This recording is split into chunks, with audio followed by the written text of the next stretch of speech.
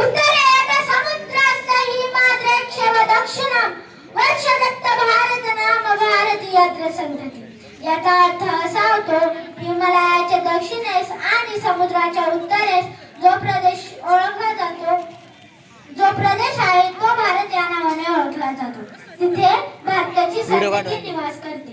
नमस्कार, माझे नाव आरुष शरद आहे. आपल्या सर्वांसमोर मी माझे प्रजासत्ताक दिनानिमित्त विचार मांडणार आहे. जगात स्वतंत्र बनावं तर आजच्या घडीला 200 पेक्षा जास्त देश आहेत. त्यापैकी 152 ते 153 या देशांनी स्वतःचे राष्ट्र प्रजासत्ताक म्हणून घोषित केले आहे. यापैकी बरीचशी राष्ट्र अन्य कोणत्या तरी सत्तेच्या ताब्यात होती. त्यातून त्यांना स्वातंत्र्य मिळालं. परकीय सत्तेच्या गुलामीतून त्यांची सुटका करून घेतली. तो दिवस स्वातंत्र्य दिन म्हणून पाळला जातो. पण आता परकीय सत्ता नाही. आपला देश आपल्याच लोकांनी चालवायचा असेल तर काहीतरी आचारसंहिता तयार केली पाहिजे, असं बऱ्याच देशांनी केलं. त्यातील एक देश म्हणजे आपला भारत देश. 26 जानेवारी 1950 रोजीपासून आपल्या देशाचा कारभार संविधानानुसार सुरू झाला. असं म्हटलं जातं की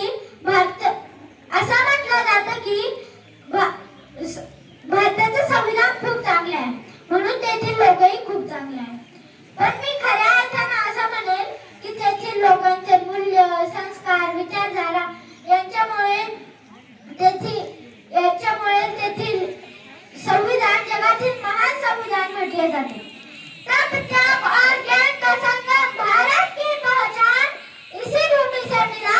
जग को जीवन का विज्ञान, जग को जीवन का विज्ञान. धन्यवाद. Very good.